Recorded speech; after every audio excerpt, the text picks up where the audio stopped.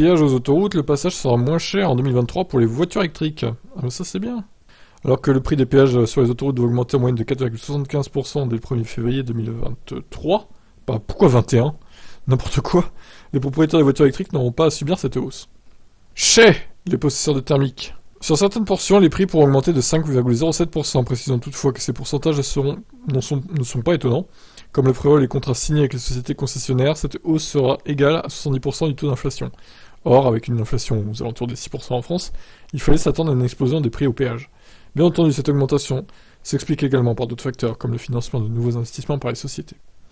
Sachant pertinemment que la facture allait être salée pour les automobilistes, le ministre des Transports Clément Beaune avait appelé en juillet 2022 les sociétés d'autoroutes à faire des efforts, à défaut de pouvoir limiter l'envolée des prix. Il faudra au moins proposer des compensations pour ceux qui empruntent régulièrement les autoroutes. Donc, les compensations, les voilà.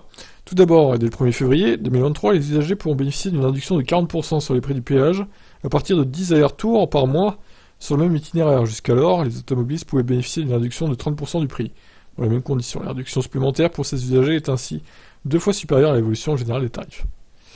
D'accord. Par ailleurs, le gouvernement va demander un geste en faveur de la décarbonation du parc automobile.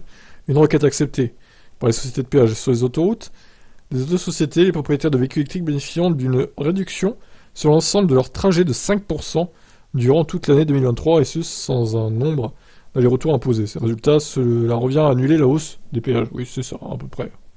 Cette évolution est cohérente avec nos priorités.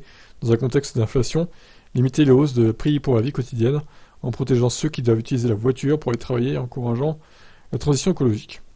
Pour rappel, le gouvernement a récemment annoncé son intention de ne pas réduire la vitesse max sur les autoroutes à 110 au lieu de 130. Bah, c'est ça.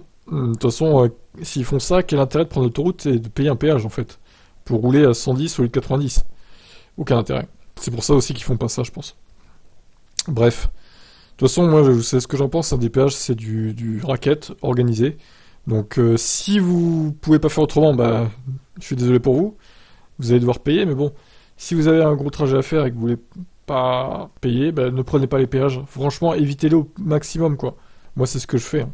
Même si je fais pas beaucoup de gros trajets, le seul que j'ai fait en début d'année 2022, 600 bornes, bah, j'ai pas pris de péage, les gars. Eh ben non, je les ai évités. Et en plus, tu consommes moins parce que t'es sur les nationales et tout.